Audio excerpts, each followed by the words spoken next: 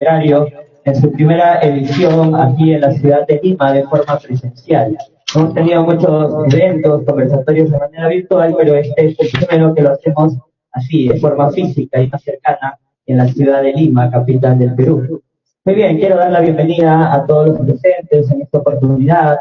Verso Inefable tiene el orgullo y el honor de compartir con muchos poetas y escritores el día de hoy, que van a hablar sobre literatura, básicamente, que es lo que nos trae a este lugar, a este bello lugar.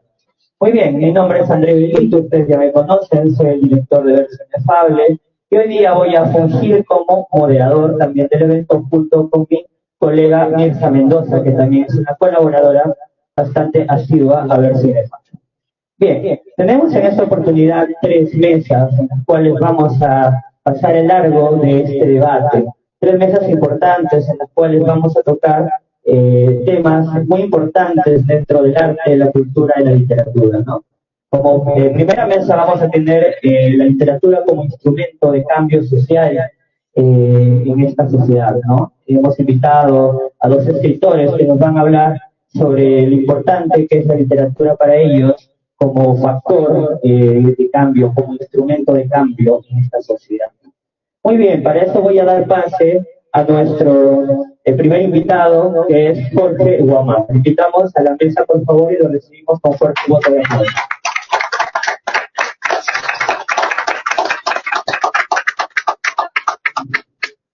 Muy bien, Jorge, muchas gracias. Toma asiento. Bien, bien.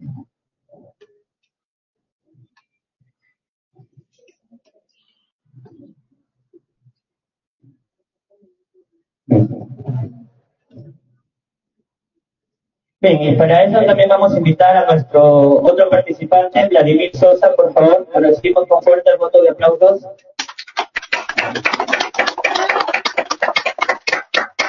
Muy bien, a ver, quiero hablar un poco de nuestros invitados, primero de Jorge. Bueno, Jorge Guamaní Loredo es psicólogo, poeta y comunicador político peruano, director del canal de YouTube Paradigmas Nuevos, ha participado en la antología Noche Neblina del proyecto cultural Catarsis, actualmente sigue con proyectos literarios. Muchas gracias, Jorge. Otra vez le damos un fuerte voto de aplauso, por favor. Bien, y para presentar a nuestro amigo Vladimir Sosa, pues él es docente de filosofía, autor del libro Educación, Pensamiento Crítico. Tiene poemas publicados en Movimiento Cultural Internacional Ergo, de la editorial Autómata y también del proyecto cultural Catarsis. Palmas para Vladimir, muchas gracias. Bien, la dinámica de esta mesa básicamente es hablar sobre cómo la literatura, nuestros participantes la ven como un instrumento, si realmente es importante para la sociedad, si realmente la literatura es muy necesaria para generar un cambio. Estamos viviendo en situaciones muy adversas, en nuestro país particularmente, donde día a día podemos ver que las injusticias prosperan. Entonces nuestros participantes van a darnos sus opiniones sobre básicamente qué ellos sienten a la literatura, cómo puede influir en la sociedad, ¿no? Primero partiendo de su experiencia personal y tal vez más adelante partiendo ya de una experiencia un poco más general, holística, ¿no? Quisiera dar pase a Vladimir para que nos cuente un poco cómo él siente a la literatura, qué importante es la literatura para esta sociedad, ¿no? Y la misma pregunta va a ir para Jorge, pero empezamos con Vladimir. Gracias, André. Y bueno, para empezar, muchas gracias por la convocatoria. Considero que la literatura es importante para la sociedad peruana y en general, sí.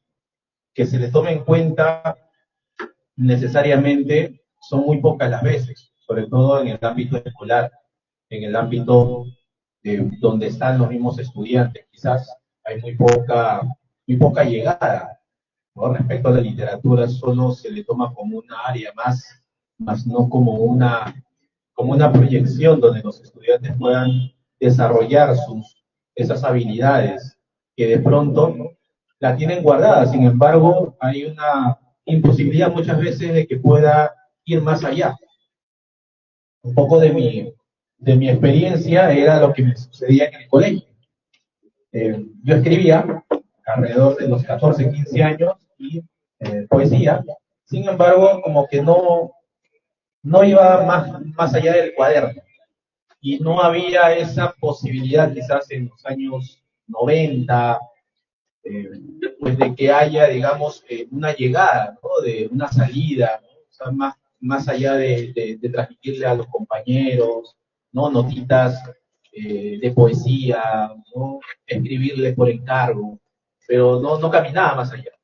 Considero de que es importante de que la literatura vaya también a esos lugares, como creo ya se está realizando también en algunos proyectos como Catarsis, ¿no? Y etcétera. Entonces, es importante que tenga llegada y sobre todo porque se tiene que descubrir y es importante descubrir las nuevas voces literarias. Porque, si bien es cierto, el Perú es tierra de poetas, como dijo Marcos Martos.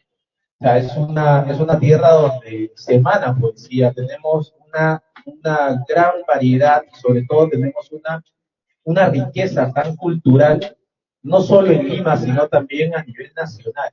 Cada lugar del país tiene una riqueza fundamental que tiene que ver mucho con la literatura, sea desde el punto de vista folclórico, desde el punto de vista poético, narrativo, también filosófico, donde me muevo yo, y es importante eso.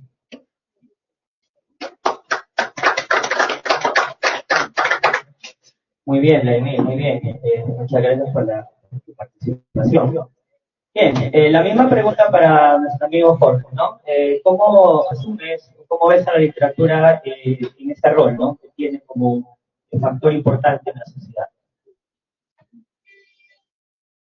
Bueno, de antemano, muchísimas gracias por la convocatoria, es excelente, un público siempre conocedor y amante de la literatura, que es lo que hace mucha falta en estos tiempos de crítica social, de convulsión social sobre todo, porque el arte siempre está ligado también a la crítica social, a pesar de que muchos relacionen a la literatura, a la poesía solamente como un tema netamente romántico.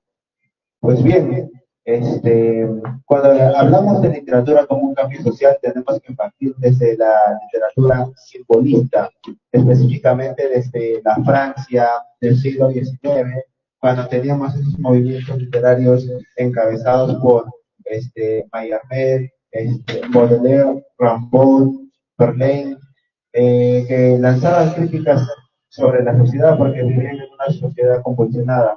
Por ejemplo, Rimbaud criticaba la guerra, por ejemplo, cuando él veía soldados prusianos ahí muertos en combate, él criticaba el porqué de las guerras, el porqué siempre tiene que haber guerras, no siempre nosotros hemos criticado eso, el porqué siempre mucho de la guerra. Desde ahí nace. También nace como un movimiento punk, ¿no? Porque el movimiento punk, cuando es un movimiento cultural y musical, también lanza ciertas críticas y se influencia de la literatura simbolista. Y desde ahí parte como que de una crítica social, porque desde ahí criticamos las guerras, criticamos el sistema, porque a veces nosotros somos inconformistas, porque estamos inconformes con el sistema que tenemos establecido ahorita, y a veces nos da miedo criticar, porque si criticamos, pues somos anarquistas, o estamos ligados totalmente digamos, a un movimiento político, cuando en realidad no es así. Por eso es muy importante la literatura. Ya más adelante, con estos autores que he traído, voy a profundizar más sobre este tema. Gracias.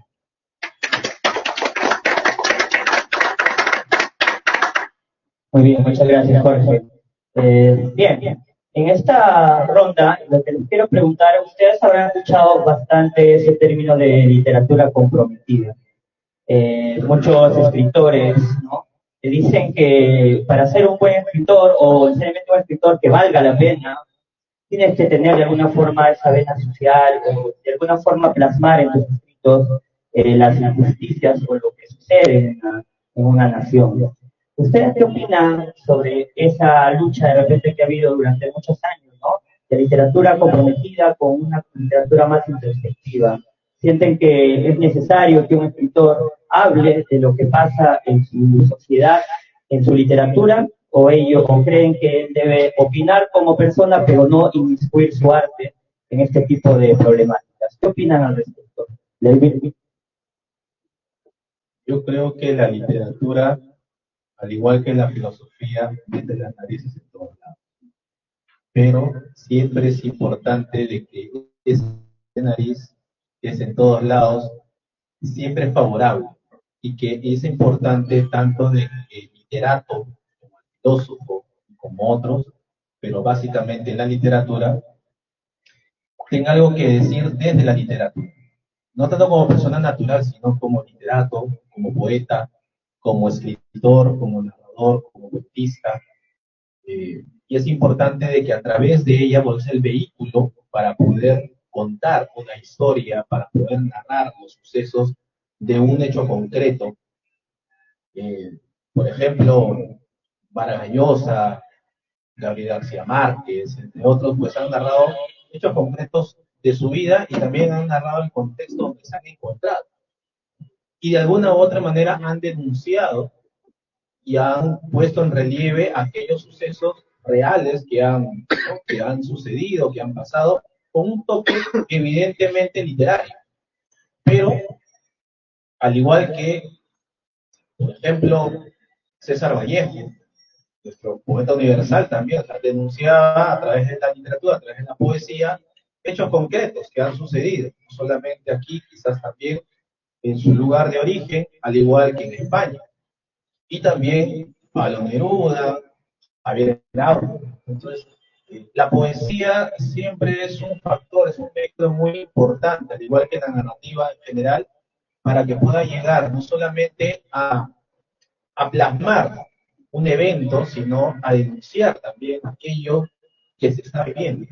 Entonces, necesitamos literatura en nuestros lugares, necesitamos más literatura.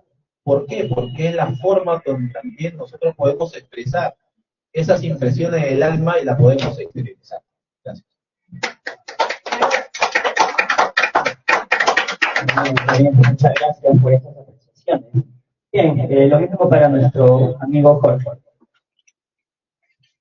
Bueno, cada vez que se habla de eso se me viene a la mente la imagen de Pablo Iglesias, que es un escritor español que, bueno, él ha sido muy blanco de críticas porque él en sus obras admira y resalta y enaltece la figura de Che Guevara, y por eso es que a veces los escritores están relacionados con un tema de izquierda, que los escritores son los poetas, son relacionados a la izquierda, porque también pueden llegar a denunciar desigualdades sociales, críticas sociales, y bueno, en parte tiene razón, porque siempre en un contexto que vivimos, siempre mediante la literatura podemos denunciar críticas sociales, desigualdades, inconformidades sociales, establecidas sobre todo en las clases sociales.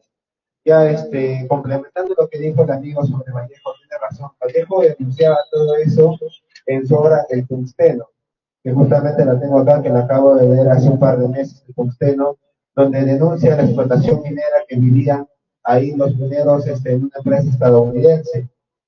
Y bueno, por eso es que Vallejo se dejó de seducir por esas ideas y se volvió marxista y llegó a colaborar inclusive con José Carlos Mariátegui. Pero más allá de ese pensamiento político y social como es el marxismo, está muy bien que se identifique y tenga esa empatía con esas personas que vivían ese tipo de explotación, de que no solo viene de esos tiempos, del siglo XX, sino también viene ahorita, cuando podemos denunciar casos de explotación. Igual tenemos acá el caso de George Orwell con su obra 1984. George Orwell es un escritor británico que ha sido muy popular ahí por el siglo XX, porque con su obra 1984 denunciaba el totalitarismo estadounidense. Y también por eso es que ha llegado a ser censurado, igual que Vallejo, también sus obras han sido censuradas porque tenían una crítica social, pero también por ser de tinte comunista y socialista, el cual él se declaró, pues lo llegaron a censurar. Pero no podemos llegarnos, digamos, a identificar con un sistema político solamente por denunciar una desigualdad. La poesía está ahí, nosotros podemos denunciar y criticar sin miedo, pero ya una cosa es, como yo digo, ya alinear su partido político como hicieron ellos. Pero yo pienso que la poesía es un mecanismo, ahorita mediante artículos, mediante canciones, mediante recitaciones, podemos denunciar. Ahorita que vivimos en una sociedad muy convulsionada, con un gobierno nefasto, donde hay corrupción por todos lados, ahorita podemos siempre denunciar. Por eso la poesía siempre está presente en este ámbito. Gracias. Muchas gracias, Jorge. Interesantes apreciaciones sobre el tema, ¿no? Es un tema muy amplio que nosotros podemos siempre, día a día, ponernos a pensar sobre él, discernir, discurrir todo lo que está sucediendo en esta sociedad. Se me viene también a la mente, ¿no? Para un poco rememorar, para un poco explicar el presente, tenemos que ir al pasado. Y nosotros decimos, o hemos visto, de repente, que hace muchos años, en la literatura, o mejor dicho, en una sociedad, los políticos le temían a los escritores, a los poetas. ¿Por qué? Porque pues, los escritores, poetas, con solo las palabras los ponían en jaque, ¿no? Entonces, los mismos escritores saltaban, ¿no? Les daban el paso del arte hacia la política y lograban inclusive, incursionar en ella, ¿no? Entonces, siento que de esta parte, de muchos años atrás, se ha perdido todo esto. ¿Ustedes cómo ven este aspecto? ¿Sienten que anteriormente había más calidad, escritores más comprometidos? ¿Por qué el día de hoy ya nadie le teme a un poeta o a un escritor cuando habla, cuando escribe sus obras? Porque ya no incursionamos en política, o es que hemos aprendido a separar el arte con el compromiso. ¿Ustedes cómo ven eso? ¿Cómo se explican que ya la sociedad o los políticos ya no tomen o ya no les asuste, digamos, entre comillas, decirlo, un poeta o un escritor? A ver, David. Mira, es bastante complejo porque en realidad considero de que de pronto nos hemos ido alejando poco a poco. Nos hemos ido metiendo más en el texto que en el contexto. Y es importante volver a salir.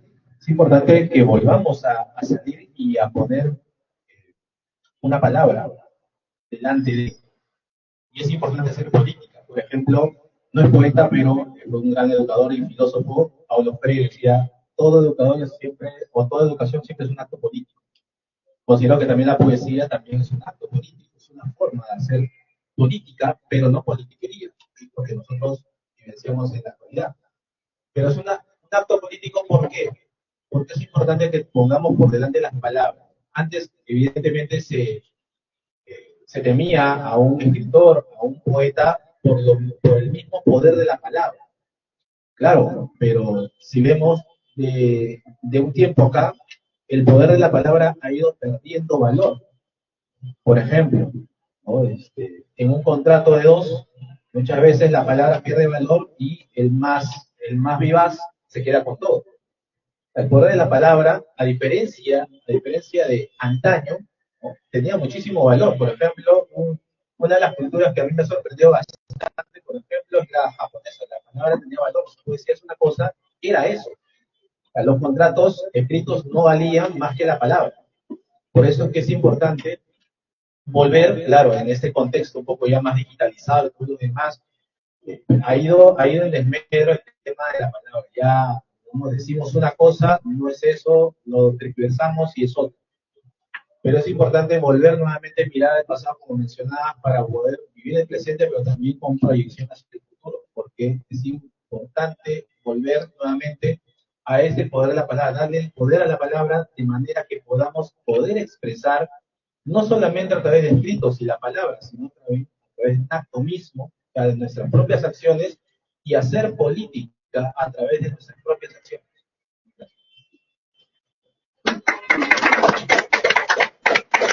De la misma forma, nuestro amigo, a ver qué nos dice. No es un tema complejo, solamente que antes la sociedad estaba en un cambio establecido. Por ejemplo, ahora la sociedad está establecida y como dijo Ramón también, cuando él dijo una vez, ¿por qué publicarlo algo si todo lo que he dicho ya está dicho? Y un ejemplo también es cuando me gustaría citar a Edgar Allan Poe, inclusive antes de que fuera un escritor renombrado y conocido como lo fue en su tiempo y hasta ahora. Él se lanzó como crítico literario, le decían a Thomas Hoffman, porque simplemente con solamente criticar a un contemporáneo suyo, lanzar una crítica desfavorable, ya era como que un insulto para ese escritor o para ese autor. O sea, solamente con criticar a esa persona ya hacía algo.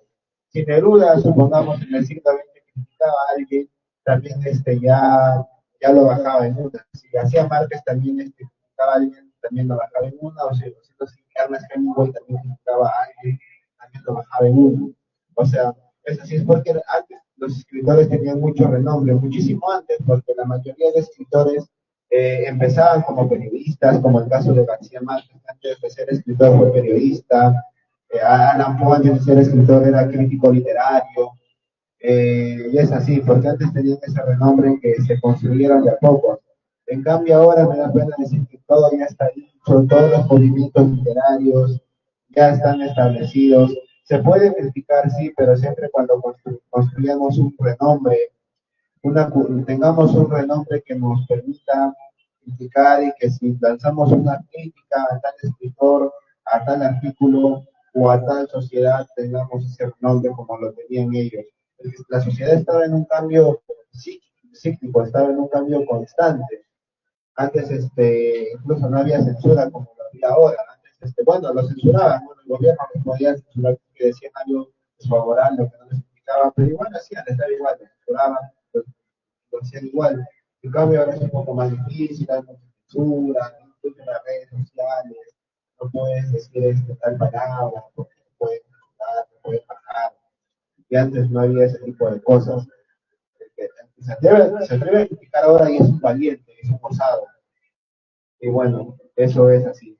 Y espero que algún día también se cambie porque si en algo podemos aportar los poetas, los escritores, los novelistas, es a la crítica, sin importar lo que lo hacían, como lo hacía Edgar Allan Poe antes de ser ese escritor de renombre. Gracias.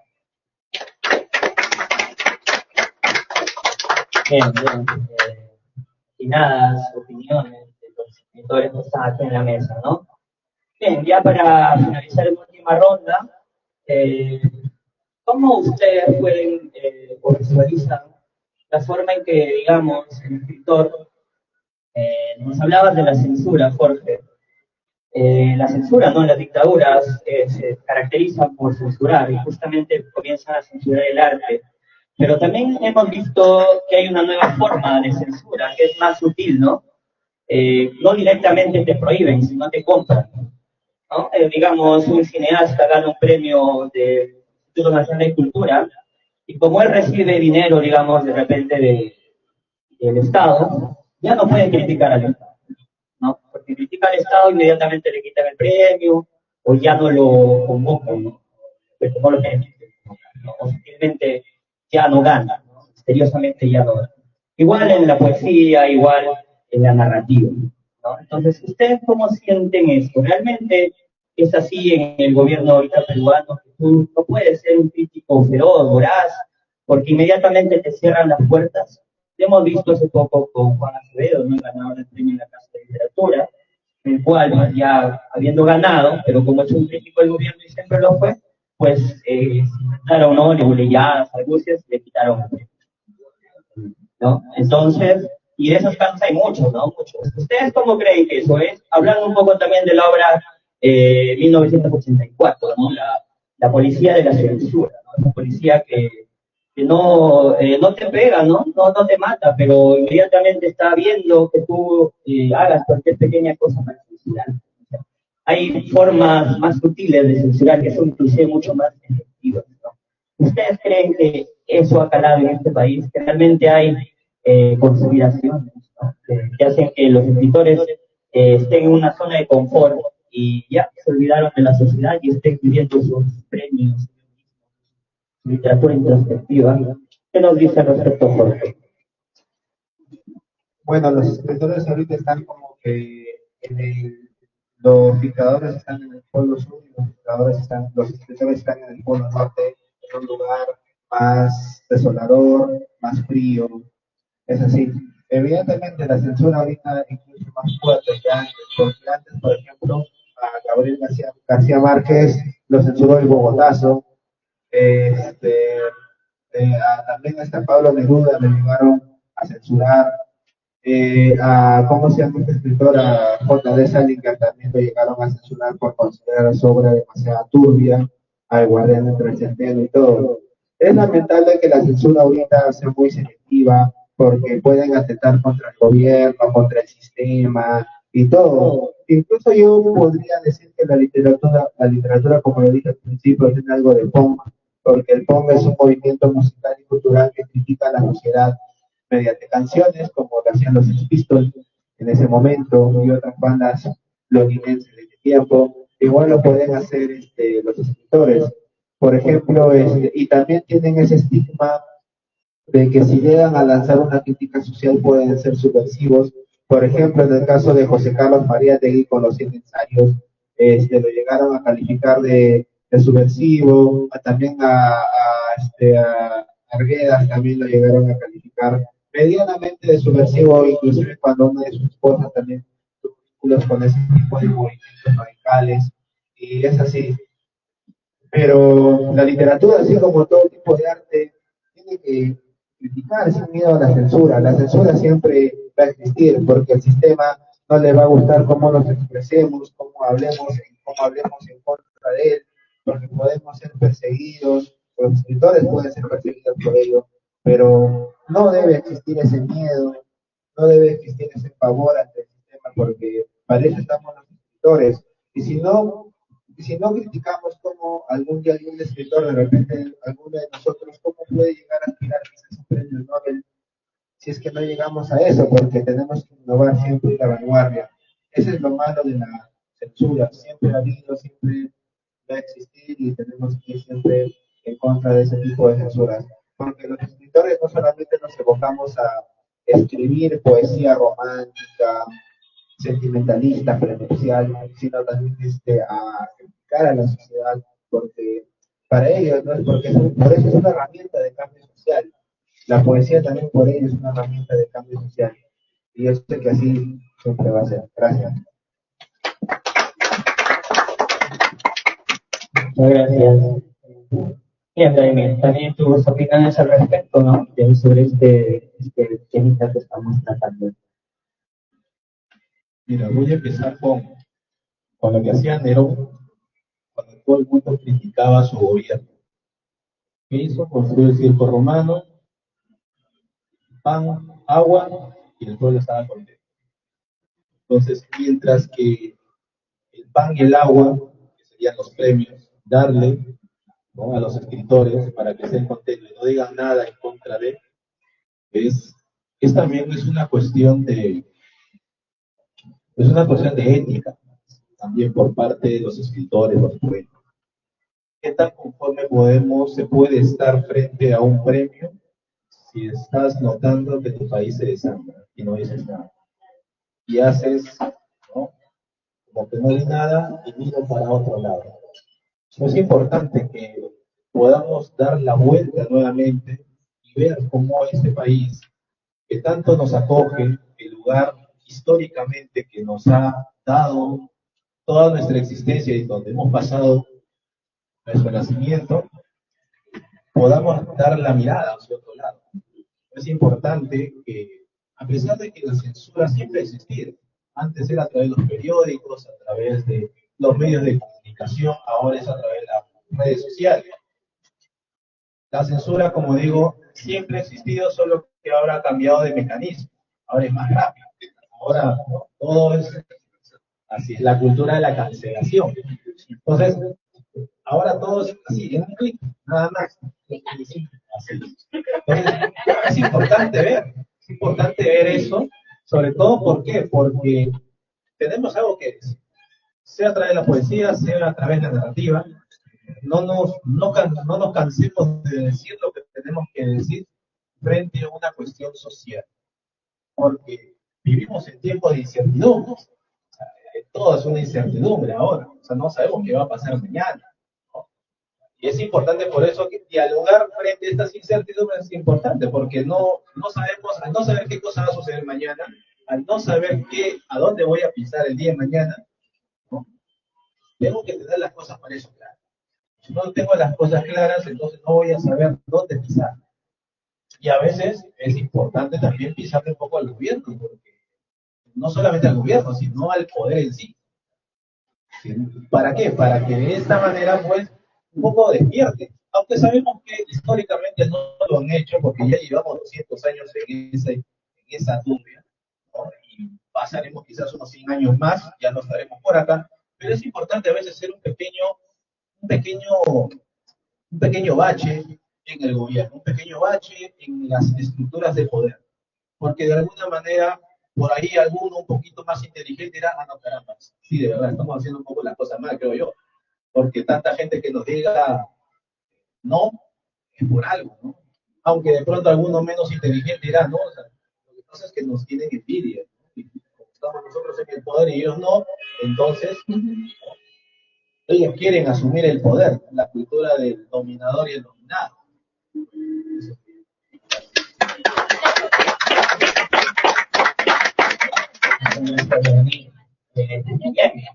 Ya para finalizar esta mesa, ¿no? Que ha resultado bastante interesante hablar de este tema, que también tiene mucho más pan por rebanar, ¿no? Bueno, como contarles también, ¿no? Nosotros de repente estamos un poco aletargados, estamos con el ánimo un poco decaído, ¿no? Porque hemos vivido, ¿no? Bueno, seguimos viviendo prácticamente una dictadura, donde pues no se puede decir mucho, pues se coartan inmediatamente. Cuando estallaron las protestas, mucha gente salió a las calles. Como siempre, el Perú combativo lo hizo. Sin embargo, nos aplanaron, ¿no? Porque empezaron a radicalizar su represión a través de la policía y las fuerzas armadas. Mucha gente que usualmente salía a las calles vio amedrentada por fuerzas del orden, que al final no fueron del orden, sino fueron de fuerzas brutales, ¿no? Para asesinar, inclusive sin ningún tipo de rubor, de pudor, y que hasta el día de hoy han quedado impunes estas muertes. Y por el contrario, ensalzaron y alabaron a esta forma radical de represión, ¿no? Diciéndole la mano dura. Mucha gente hasta el día de hoy alaba eso, dice que está bien que esos salvajes que critican y que salen a las calles, que son vándalos, que son terroristas, les hayan pues devuelto con violencia, ¿no? Entonces nos quieren cambiar un poco el discurso, los malos quieren ser los buenos y la población al final termina siendo los canallas, ¿no? Finalmente digo, ¿no? Que el arte, el artista, aún creo que tiene el poder. En Huancayo, zona donde yo vengo, pues habíamos un colectivo de personas que protestábamos y lo hicimos hasta el último día, ¿no? Éramos un grupo de escritores, poetas, cineastas, de teatro, actores, de todo tipo. Y para comentarles rápidamente, recuerdo que cuando protestábamos en la plaza Guamumarca, o en la plaza de Constitución, que es la plaza principal de la ciudad de Huancayo, a nuestro alrededor se colocaban una inmensa con un contingente de policías, ¿no? Prácticamente unos 20 a 30, sin exagerar, para nuestros actos. Nosotros simplemente hacíamos arte, pero con la idea de reclamar, ¿no? De hacerle ver a la sociedad lo que estaba pasando. Pero nos dábamos cuenta que los policías no estaban donde quemaban llantas, no donde no estaban los artistas, estaban alrededor, como esperando que hagamos algo malo para reprimir. Yo siento de ahí, creo que es una figura muy importante, que los artistas aún tenemos el poder, porque ellos se dan cuenta que nosotros con la palabra, con una obra, con una representación de teatro, con una película, podemos llegar y denunciar con mayor efectividad todas estas tropelías que día a día ellos nos hacen, ¿no? Entonces, para finalizar, yo quiero pedirles una última reflexión a nuestros dos escritores de la mesa respecto a este tema, ¿no? Y agradecerles de antemano su participación. A ver, Jorge, tus últimas palabras. Bueno, me siento honrado y me gusta esta coincidencia inusual que menciona acá el amigo de Huancayo. Me puse un poco nostálgico porque yo soy huancaíno de pura cepa. Me gusta haber nacido en esa tierra. Me gustaría que todos le demos un aplauso. En Huancayo tiene un escritor, un poeta muy famoso, Juan Pablo del Río.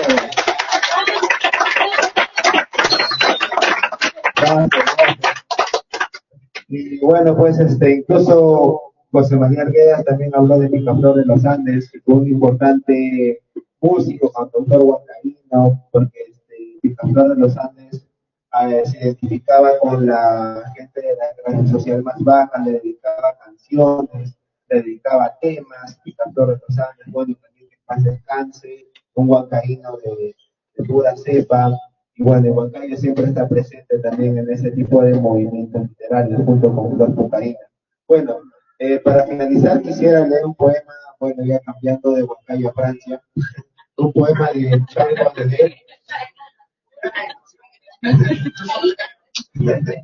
poema de Charles Baudelaire que se llama La muerte de los artistas. ¿Y de qué trata más o menos este poema? Trata de que, bueno, Charles Baudelaire dice en este poema de que los artistas, en este caso los poetas, artistas plásticos, en algún momento van a tener su fin, ya sea por cosas autodestructivas o de repente por un tema de censura. Estábamos citando mucho el tema de la censura. Su poema se llama La muerte de los artistas y dice así: ¿cuánto mis cascabeles tendré que sacudir y que besar tu frente, triste caricatura, para dar en el blanco de mística estructura? Picar cuántas flechas hambre de consumir, gastaremos nuestra alma en sutiles esbozos y abatiremos más de una fuerte armadura antes de contemplar la grande criatura, cuyo infernal deseo nos llena de sollozos.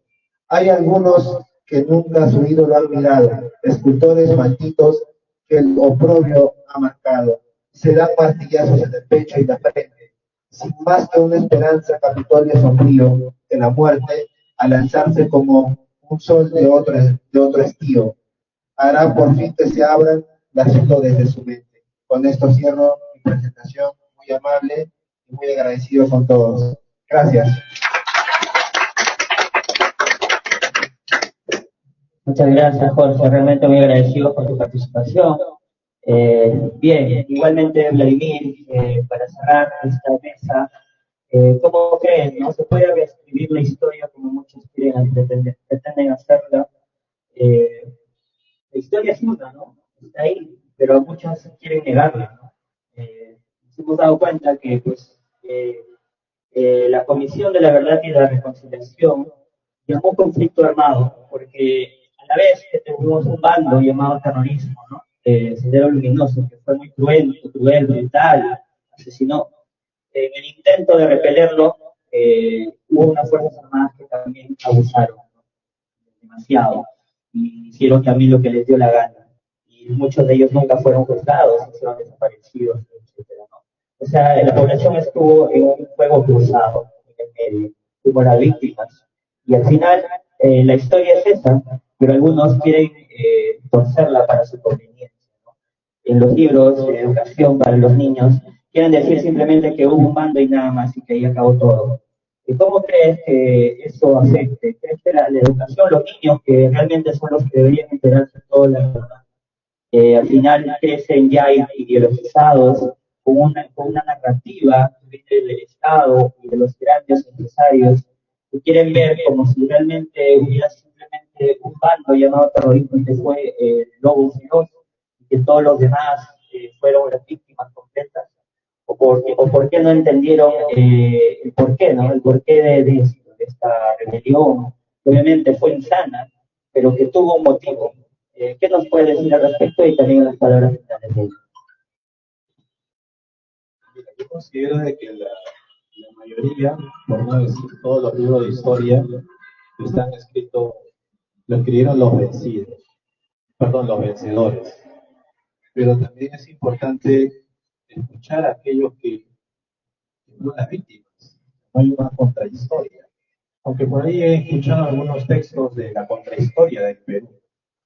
Es importante escribir también la historia desde otra mirada, de la mirada de las víctimas, de la mirada de los vencidos, de la mirada de aquellos que palparon realmente lo que había sucedido en esos lugares.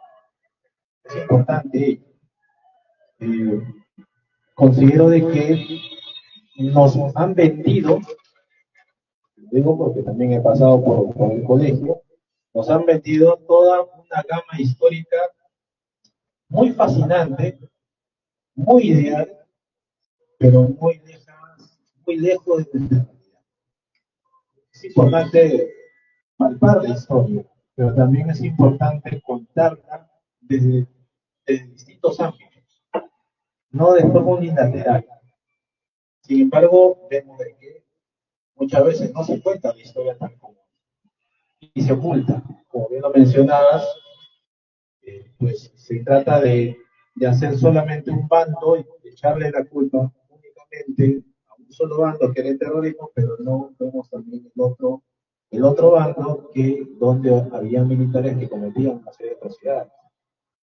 Claro, porque como decía la intervención anterior, tiene que ver muchísimo con el poder. Mientras que el poder, o yo estoy al mando del poder, yo no cometo ningún error, mientras que soy en el poder, lo comete el otro. Mientras que el otro comete el error, yo estoy libre y salvo. Entonces, ese es un gran problema. Es un gran problema porque luego cuando también la población sale a protestar, se le echa la culpa de que son ellos los que están en contra, no solamente del poder, sino que están en contra del sistema, están en contra de los avances, están en contra del crecimiento económico, son ellos, pero no nosotros. Pero sabemos las consecuencias, pero no apuntamos a la causa. Las grandes protestas que han habido siempre han apuntado únicamente a las consecuencias, pero no han ido hacia la causa del problema en sí. Y es ahí donde quema la papa. Y es ahí donde ya no se... Pero donde quema la papa es donde está el poder. Pero como a mí no me conviene, porque yo estoy en el poder, entonces yo digo que la papa quema en la calle.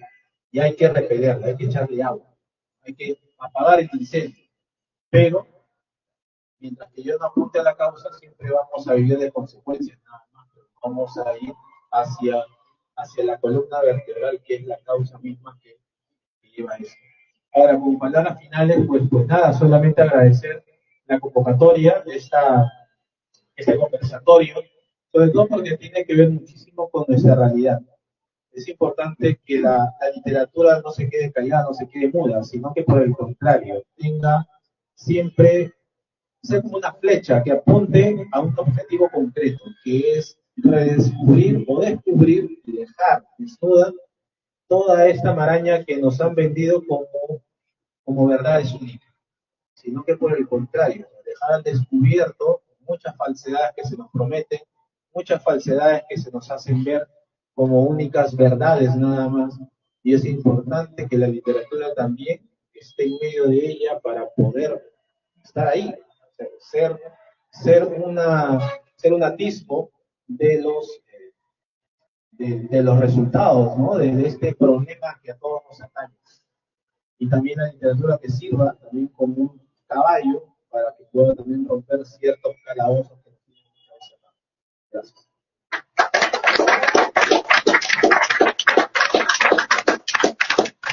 Bien, entonces damos por finalizada esta mesa, ¿no? De la literatura como instrumento del cambio social. Agradecemos a nuestros ponentes, a nombre de Verso